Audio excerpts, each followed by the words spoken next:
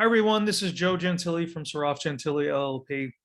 A common scenario with I-864 actions, enforcement actions, is that the immigrant that's the plaintiff is also going through the I-751 removal of conditions process.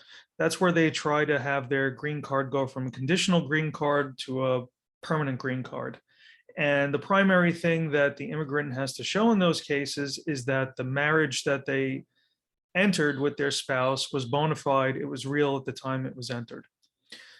Sponsors know this, and they frequently try to use, unfortunately, they will try to use the immigrant's immigration status as leverage. They'll make some sort of accusation or threaten to make an accusation of marriage fraud as a way to try to deal with the 864 litigation.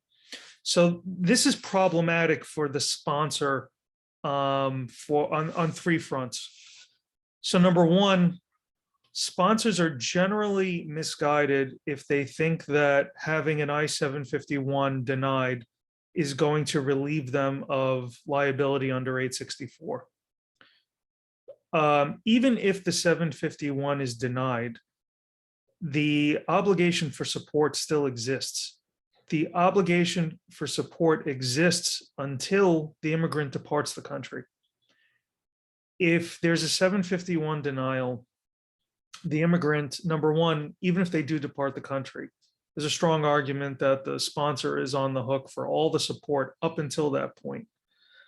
But to go from a 751 denial to actually departing the US is a process that can take years.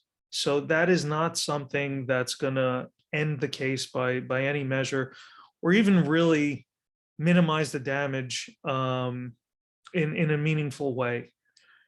Number two, the sponsor does not have as much sway to influence the decision on a 751 in the event of a divorce or separation, particularly in a divorce, as they may think.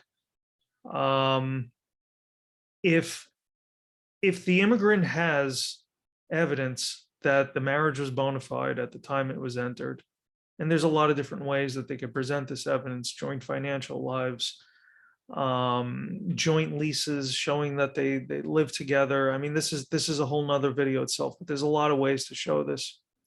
If they have that evidence, the fact that a disgruntled sponsor, after they got sued or threatened to get sued for not fulfilling their 864 obligations, then goes and has some sort of statement to USCIS that they were defrauded in their marriage, it's probably not going to be that credible at that time. So I would be very suspicious that their attempts to interfere with that process are going to carry much weight. And number three, this is also an important point. If you're in a civil litigation and the other party tries to derail the civil litigation by threatening to have a criminal prosecution or threatening a deportation, that's considered to be an unethical tactic. That's not something that courts like.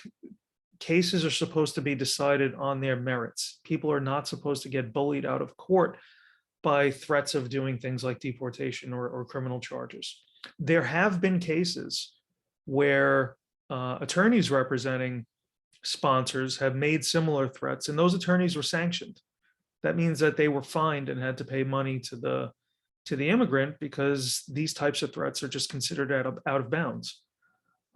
So sponsors should really tread carefully when threatening the immigrant's immigration status over an 864 case. There's a lot of different scenarios where, number one, the threats aren't going to really work, and number two, there could be some serious blowback for the sponsor for doing that. If you have any questions, please feel free to give me a call. I encourage you to subscribe if you're interested in this topic. Thank you. Bye.